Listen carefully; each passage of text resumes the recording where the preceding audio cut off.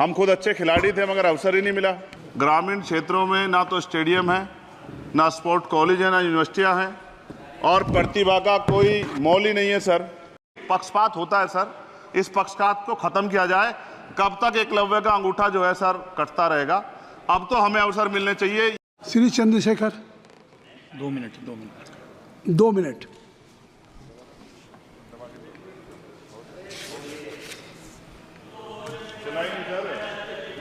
हो गया, ऑन हो गया, आप बोले।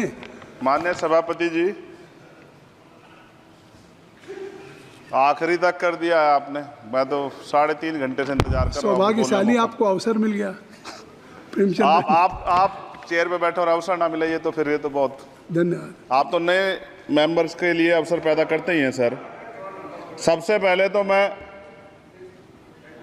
पेरिस ओलंपिक खेलों में जाने वाले सभी खिलाड़ियों को आपके माध्यम से, सदन के माध्यम से बधाई देता हूं, मंगल कामनाएं करता हूं और सरकार का ध्यान मैं इस तरफ आकर्षित करता हूं कि अनुसूचित जाति, जनजाति और पिछड़े वर्ग के खिलाड़ियों के प्रतिनिधित्व पे भी उनको ध्यान देना चाहिए।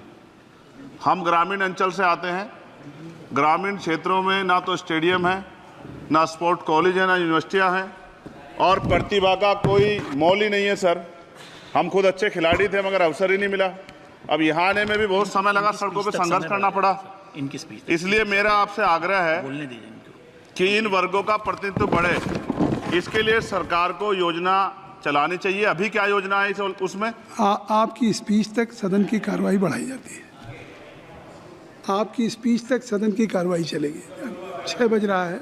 अच्छा ठीक, सदन समाप्त हो जाता है, लेकिन आपकी स्पीच शुरू हो गई तो आपकी स्पीच तक सदन की कार्रवाई। धन्यवाद, बहुत बहुत धन्यवाद। लेकिन कृपया तो सभापति जी 5 मिनट में कंक्लूड। मैं आपके माध्यम से सरकार से जानना भी चाहता हूं कि ग्रामीण अंचल और SC ST OBC के प्रतिनिधित्व बढ़ाने के लिए क्या कदम उठाए गए हैं तथा इस संबंध में कुल कितनी धनराशि आवंटित की गई है और कितनी धनराशि आवंटित करने का प्रस्ताव।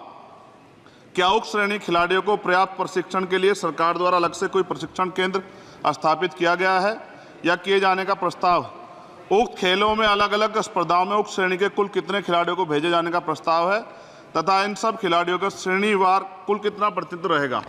साथ साथ अभी हमारे साथी कह रहे थे कि खेल में जाति और धर्म नहीं होता। सर जाति तो है। जहाँ कक्षा 1 से बच्चे के नाम के साथ सरनेम लगा होता है तो उस देश में जाति ना हो, ऐसा कैसे हो सकता है?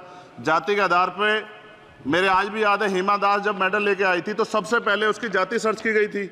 और वंदना कटारिया एक ऐसी बच्ची है, हमारे उस हॉकी प्लेयर, इतना अच्छा प्रदर्शन किया, फिर भी उसके घर के बाद जो है सर उसको बेइज्जत करने का प्रयास किया गया।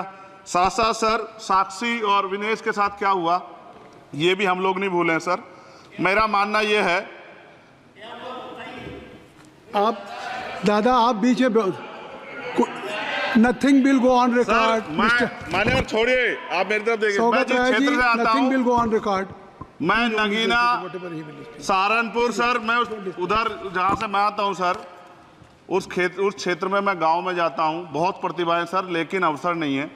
मेरा आपसे आग्रह है, आपके माध्यम सरकार से आग्रह है कि वो देखे गांव में प्रतिभा कमी नहीं है, इनको कुचला ना जाए क्योंकि पक्षपात होता है सर। इस पक्षपात को खत्म किया जाए। कब तक एकलव्य का अंगूठा जो है सर कटता रहेगा? अब तो हमें अवसर मिलने चाहिए। यही मैं आपसे कहना चाहता हूं मान्यवर, और आपने मुझे मौका दिया इसके लिए मैं आपका धन्यवाद करता हूं।